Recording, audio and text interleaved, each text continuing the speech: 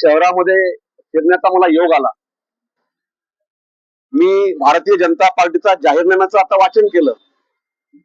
विकासाच्या अनेक मुद्द्यांचा उल्लेख भारतीय जनता पार्टीच्या जाहीरनाम्यामध्ये केलेला आहे. परंतु मला आजच्या या प्रेस कॉन्फरन्सच्या माध्यमातून हा प्रश्न करायचा आहे की एवढ्या विकासाच्या मुद्द्यांचा उल्लेख करण्याची गरज का भासली? यापूर्वी या शहरामध्ये ज्यांची सत्ता होती एवढ्या वर्षापासून त्यांनी काय केलं हा प्रश्न आहे.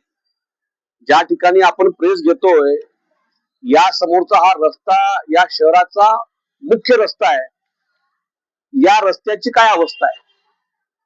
नगरपालिकेला विकास कामासाठी केंद्र शासनाकडून मागच्या 5 वर्षामध्ये मोदी साहेबांनी महाराष्ट्रामध्ये 50,000 कोटी रुपये खर्च केले आणि याचा लाभ सगळ्याच नगरपालिकेला भेटलेला आहे. यामध्ये कंधार सुद्धा आहे. क्रीडा संकुल उभारणार लिहिलेलं आहे. मुखेडमध्ये क्रीडा संकुल उभारलेलं आहे. तुमच्या गावामध्ये क्रीडा संकुल नाहीये. खड्ड्यात रस्ता का रस्त्यात खड्डे असं जाहीरनाम्यामध्ये लिहिलेलं आहे. तुम्ही आमच्या गावामध्ये येऊन बघा. त्या ठिकाणी शहरापासून अर्धा किलोमीटर लांब 2 घरं असतील तर त्या घरापर्यंत सुद्धा आम्ही पक्का रस्ता केलेला आहे.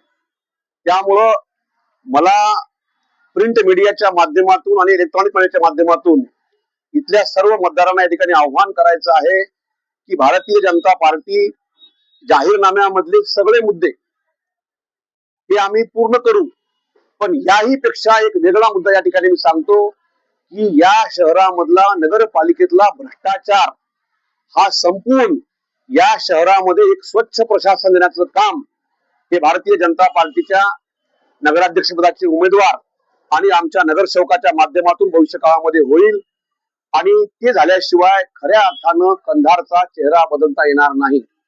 शहराच्या दोन्ही बाजूला मोठे मोठे तलाव आणि पाण्याचे नैसर्गिक स्रोत असून सुद्धा धरण उशाला आणि कोरड घशाला यासारखी परिस्थिती या गावामध्ये उत्पन्न झालेली आहे. तुमच्या गावामध्ये गोरगरीब माणसांना प्यायला स्वच्छ पाणी उपलब्ध नाही. अनेक भागामध्ये गोरगरीब माणसं पाणी विकत घेऊन पितात. एवढी गंभीर परिस्थिती या गावामध्ये आलेली आहे. आणि मागच्या काळामध्ये ज्या लोकांनी या ठिकाणी सत्ता उपभोगली ते सपशेल या ठिकाणी अपयशी ठरलेले आहेत. त्यामुळं इथल्या मतदारांनी इतर कुठल्याही भूलथापांना बळी न पडता किंवा कुठल्या आमिषाला बळी न पडता त्यांनी भारतीय जनता पार्टीला समर्थन द्यावं. भारतीय जनता पार्टीचे सर्व उमेदवार हे उच्च शिक्षित आहेत. ते तरुण आहेत. मतदारांच्या वेदना काय आहेत, या गावचे विकासाचे प्रश्न काय आहेत याची जाण असलेले शिकलेले माणसं आम्ही या ठिकाणी आमच्या पॅनलमध्ये उभे केलेले आहेत. माझी सर्व मतदारांना माझं आव्हान आहे की त्यांनी यापूर्वीच्या सत्तेमधल्या लोकांना त्यांनी नकारावं आणि आमच्या या तरुण लोकांना त्यांनी संधी द्यावी. भविष्य काळामध्ये भारतीय जनता पार्टीचं सरकार देशामध्ये आहे. राज्यामध्ये आमचं सरकार आहे. परवा लोहा इथं झालेल्या सभेमध्ये माननीय मुख्यमंत्र्यांनी अभिवचन दिलेलं आहे की या दोन्ही शहरामध्ये जी काही विकासाची कामं प्रलंबित असतील ती मुख्यमंत्री स्वतः यामध्ये लक्ष देऊन कामं करणार आहेत.